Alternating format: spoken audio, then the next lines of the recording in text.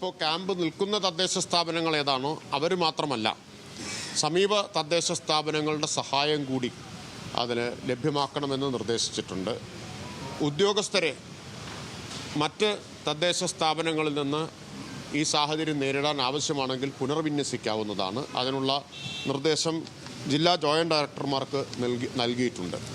ഇപ്പോൾ തദ്ദേശ വകുപ്പിൻ്റെ ജില്ലാ ജോയിൻറ്റ് ഡയറക്ടർമാർ ഇപ്പോൾ ഇത്തരം വയനാട് ഉൾപ്പെടെ ഇത്തരം സാഹചര്യങ്ങൾ നിലനിൽക്കുന്ന സ്ഥലങ്ങളിലേക്ക് വേണമെങ്കിൽ താൽക്കാലികമായിട്ട് ഉദ്യോഗസ്ഥരെ അവർക്ക് പുനർവിന്യസിക്കാവുന്നതാണ്.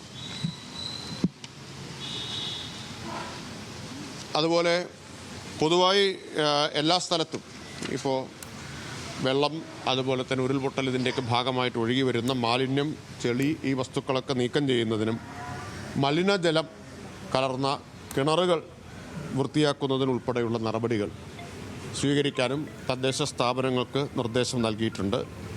തദ്ദേശ സ്ഥാപനങ്ങൾ, അവിടുത്തെ ജനപ്രതിനിധികൾ, ഉദ്യോഗസ്ഥർ പൊതുവിൽ ദുരന്ത നിവാരണ അതോറിറ്റിയുടെ നിർദ്ദേശങ്ങൾക്കനുസരിച്ച് പ്രവർത്തിക്കണമെന്ന് നിർദ്ദേശിച്ചിട്ടുണ്ട്. ആവശ്യമായിട്ടുള്ള നടപടികളെല്ലാം ദുരന്ത നിവാരണ അതോറിറ്റിയുമായി ആലോചിച്ചും അവരുടെ നിർദ്ദേശങ്ങൾക്ക് വിധേയമായും ചെയ്യേണ്ടതാണ് എന്ന് നിർദ്ദേശം നൽകിയിട്ടുണ്ട്. വയനാട്ടിലിപ്പോൾ 5 മന്ത്രിമാർ പ്രവർത്തനങ്ങൾ ഏകോപിപ്പിക്കാൻ അങ്ങോട്ട് തിരിച്ചിട്ടുണ്ട്. ആ മന്ത്രിതല സംഘത്തിൻ്റെ നിർദ്ദേശപ്രകാരം തദ്ദേശ സ്ഥാപനങ്ങൾ ആവശ്യമായിട്ടുള്ള എല്ലാ പിന്തുണയും സഹായവും ലഭ്യമാക്കേണ്ടതാണ്.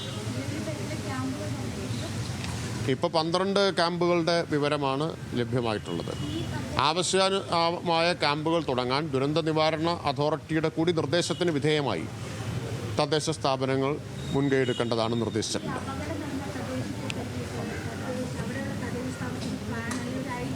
അല്ല, ഇപ്പോൾ കൂടുതൽ വിവരങ്ങൾ ലഭ്യമായിട്ട് വരുന്നതേ ഉള്ളൂ. ഞാൻ തദ്ദേശ വകുപ്പ് എന്ന നിലയിൽ സ്വീകരിക്കേണ്ട നടപടികൾ സംബന്ധിച്ച് അറിയിക്കാൻ വേണ്ടിയിട്ടാണ്. ഇപ്പോൾ വയനാട്ടിൽ പ്രത്യേകിച്ചും പൊതുവിൽ എല്ലായിടത്തും ഈ സാഹചര്യത്തിൽ കാലവർഷക്കെടുതിയുടെ പശ്ചാത്തലത്തിൽ തദ്ദേശ സ്ഥാപനങ്ങൾ പുലർത്തേണ്ട ജാഗ്രത, അടിയന്തരമായി നടത്തേണ്ട ഇടപെടൽ എന്നിവ സംബന്ധിച്ച് നിർദ്ദേശങ്ങൾ പുറപ്പെടുവിച്ചിട്ടുണ്ട്. അത് പങ്കുവയ്ക്കുക എന്നുള്ളതാണ് ഇതുകൊണ്ട് ഉദ്ദേശിച്ചത്.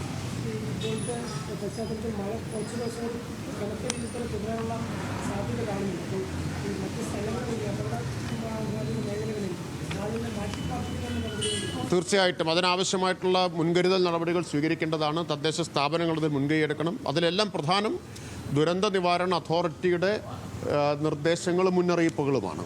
അതനുസരിച്ച് വേണ്ട ക്രമീകരണങ്ങൾ വേഗത്തിൽ അടിയന്തരമായിട്ട് ഏർപ്പെടുത്താൻ തദ്ദേശ സ്ഥാപനങ്ങൾക്ക് നിർദ്ദേശം കൊടുത്തിട്ടുണ്ട്. അതുകൊണ്ടാണ് പറഞ്ഞത്, ഇതിലൊന്നും ഇപ്പോൾ ഒരു അടിയന്തര സാഹചര്യം നേരിടാൻ മുകളിൽ നിന്നുള്ള ഉത്തരവ് തന്നെ കാത്തു നിൽക്കാതെ അവിടെ ഉചിതമായിട്ടുള്ള തീരുമാനമെടുക്കാൻ അവരോട് നിർദ്ദേശിച്ചിട്ടുണ്ട്. ഇപ്പോൾ ഒരു പ്രത്യേക പ്രദേശത്ത് ഒരു പ്രശ്നം നിലനിൽക്കുന്നു, അവിടെ കൂടുതൽ ഉദ്യോഗസ്ഥരുടെ സേവനം ആവശ്യമുണ്ടെങ്കിൽ മറ്റ് തദ്ദേശ സ്ഥാപനങ്ങളിൽ നിന്ന് അവരെ തൽക്കാലത്തേക്ക് പുനർവിന്യസിക്കാം. അതിനുള്ള നിർദ്ദേശം ജോയിൻറ്റ് ഡയറക്ടർമാർക്ക് കൊടുത്തിട്ടുണ്ട്.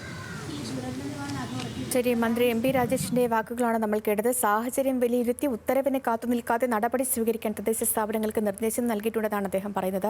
ക്യാമ്പുകൾക്ക് ആവശ്യമുള്ള സാധനങ്ങൾ എത്തിക്കാൻ സമീപത്ത് തദ്ദേശ സ്ഥാപനങ്ങളുടെ സഹായം കൂടി തേടുന്നുണ്ട്. തദ്ദേശ സ്ഥാപനങ്ങളിൽ നിന്ന് ആവശ്യമെങ്കിൽ ഉദ്യോഗസ്ഥരെ പുനർവിന്യസിക്കുമെന്നും മന്ത്രി പറയുന്നു.